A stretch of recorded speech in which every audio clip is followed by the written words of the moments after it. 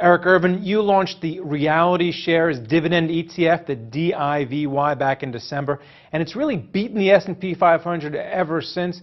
Does it have something to do with the volatility, that dividend payers are inherently more stable than the rest of the universe of stocks? Yeah, actually, it's funny you mentioned volatility. That's kind of the whole point of the Reality Shares Divvy ETF is to cut out the noise of the markets. What it does is it isolates the dividend, and then it captures the growth of that dividend over time by hedging out all of the price risk in a stock. And you're not buying individual stocks for this ETF. That's the interesting thing about it. Can you give me an example of what's actually in the fund? Yep, precisely. So what the fund does is it captures the dividends of the S&P 500 and the NASDAQ 100 at the index level, meaning the entire index. Only half of the companies, for example, in the NASDAQ pay a dividend right now, but as other companies start to pay a dividend, that amounts to growth of the actual dividend.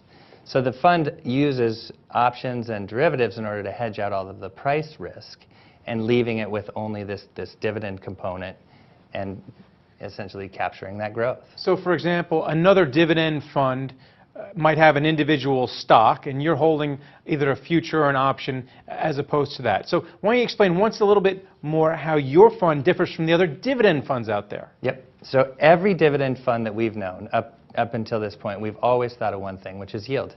What's the coupon? What's the yield that it pays? The difference here is as that yield increases over time, or as that dividend increases over time, it could be completely wiped out by the stock price. In this case, what we have is options and futures that just capture that dividend and then capture the growth of that dividend over time. No stock price. For example, Coca-Cola maybe paid a $1 dividend 2 years ago, and now they pay $1.25. Well, that's 25% growth. The stock price perhaps maybe is up, maybe it's down, but I know that it has a lot more volatility than the growth of that dividend.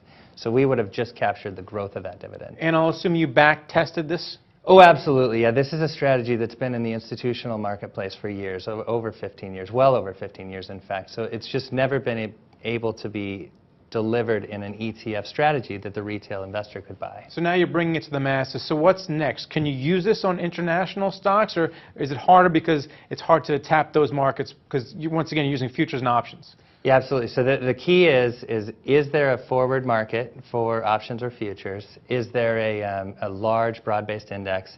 And then can we conceive it? It's really any index at the broad-based, whether it be S&P, Euro stocks, NASDAQ, it doesn't really matter. We can deliver this product. All right. Thanks a lot for coming on and talking about it. It's great stuff. And thank you for watching The Street.